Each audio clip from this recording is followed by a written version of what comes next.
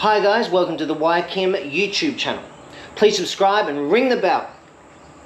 I want to do another video on the same topic, journalism and ethics, and I want to get straight into it. If we are proposing fake news and we're not willing to believe many of the stories that are coming to us, I understand why that is a position you would take. Corruption exists and there are agendas at play, political agendas. We know this. This is not a dispute. No one is arguing with you. Agendas exist. Corruption and conspiracies do happen. Some journalists can be bought. Some journalists are pressured and forced to have an agenda with the stories they put out. This is not something that is up for debate. What I would say is up for debate is the integrity, the moral integrity of a specific journalist that has put out a story. And also, this is in just my opinion, the moral integrity of the person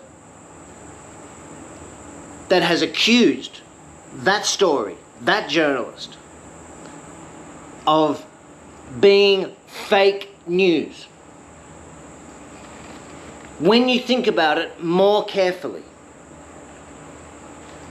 if we're accusing that story put out by a news organization and that specific journalist of being fake news, if we just make those statements and we refuse to go any further than that, and maybe part of the reason is we have a worldview and we have our own agenda that we want to believe, and this flies in the face of that, this story.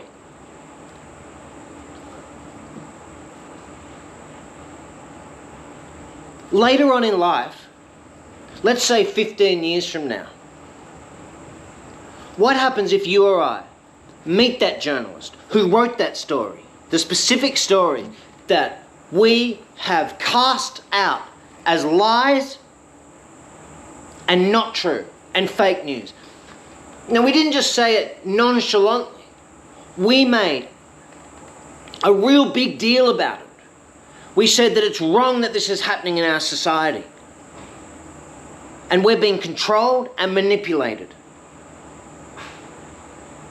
And I won't stand for it. And these are the things I'm going to do about it.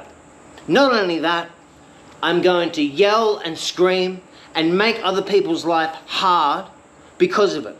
For many years I'm going to do this. I don't believe that story and it's fake news. And how dare they? Later on in life, what about if we meet that journalist who wrote that story, and that journalist turns out to have an impeccable reputation of moral integrity, a history of putting their job on the line to get the truth out for their journalism? They used to spend hours upon hours and days and months and years of meticulous time to gather evidence, to put the story together. When they were at university training in journalism, they took it seriously. When they studied and learnt and reflected on what ethics is and how important it is to tell the truth of a story.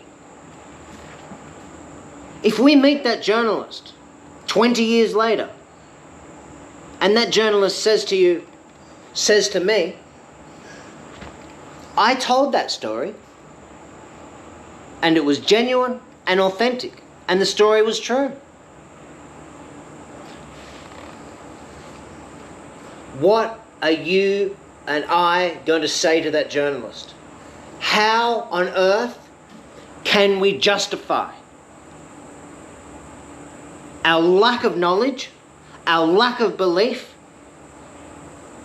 our ignorance, to not follow the story and check out who this journalist is and their standards of journalism. How do we justify not doing that? How do we justify influencing, at the time, our friends, our work colleagues, and our family with our conspiracy talk and fake news about this story, about this specific journalist, and even about the organisation that employed them? Now, you might say to me, "Oh, it doesn't matter. I'm just going to say, you know what? Back then, I was really, not thinking properly. And does it really matter? I didn't harm anyone." Don't we all make mistakes? And now that I'm older and wiser, I can see the error of my ways. Okay, maybe that's what we will say. That will be our justification. However, right now, in this moment, it is that time. We're in this right now. It's hard to believe what story is telling the most truth about one specific issue. What I've proposed is that by scrutinising carefully, and it doesn't take too much hard work, the moral and ethical history of that specific journalist in their craft. The ethical history of the organisation that employs them, agendas at play, and other things of that nature. We can do that now. We can talk, we can have that conversation now with that journalist. It can happen. And I'm not sure what the psychological reason is that some of us don't want to do that. We just want to stay in our little world and believe the things that we want to believe, and only go to the stories that are being told that we think are true. And what about those stories, the integrity of those stories, the honesty and professional journalism of that journalist?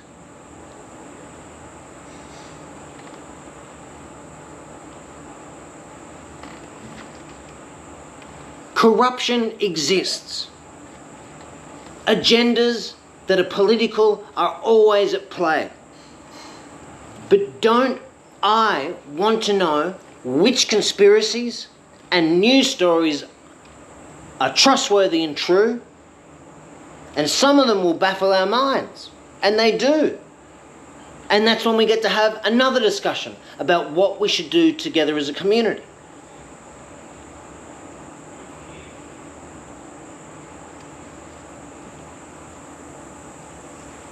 Some conspiracies and stories are not to be trusted.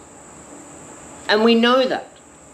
And I can see that the problem lies sometimes with just not being sure of which one to believe.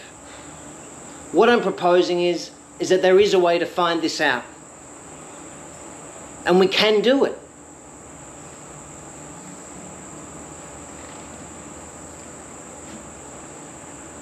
Thank you for your time. YKim, please subscribe and ring the bell. Out. Peace.